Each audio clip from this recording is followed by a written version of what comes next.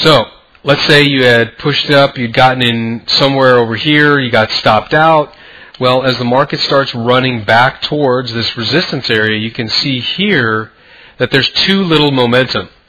So what am I getting at here? Well, what I'm getting at is that when you're trading and you're making a trading decision, it doesn't matter what system you're using, what indicators you're using, unless a computer is actively entering and exiting your trades for you, you're the one that has to get in there and make a decision.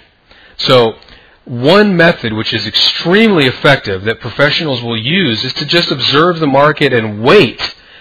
And what a professional would be waiting for would be, let me see the market get up here to resistance once, twice, and then right in here, as they see it struggling over the course of an hour to get back through resistance, that's when the professional would strike. Because they know at that point, the market's tried a couple of times to break through, not enough buyers were able to come into the market in order to push the market up.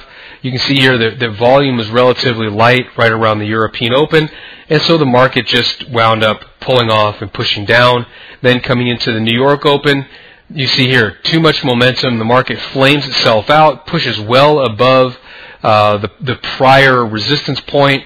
Again, as the market pushes down, the professional trader would be looking to go into that trade yet again. You can see here the market eventually crumbled through most of today's trading. So that's really a nutshell, or the anatomy of that type of trade, how you should think, what you should be looking for.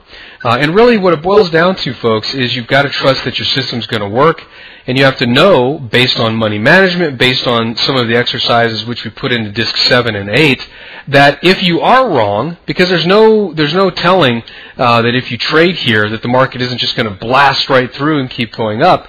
You have to make sure that if you are wrong, that you're not going to take out huge chunks of your capital at any one time. So, having said all that, there's just not a lot going on. The market is kind of peeling off. Let's go ahead and throw a quick Fibonacci retracement on here. You can see here the market is probably going to be shooting down here to 98, 93. Could get as low as 96, 91. That's on the short term. If we kind of expand this back, you can see that the British pound really is setting itself up for, again, either a big break to the upside, or I think a retest of this triple bottom down here. But either way, nothing really showing up on a pattern. We did have a pattern, a bit of a pattern coming into Friday's trading, Sunday's trading, but you can see it broke out of the bottom here over today and late Sunday night. So let's just keep our powder dry. We'll wait to see what we have as far as patterns later in the week.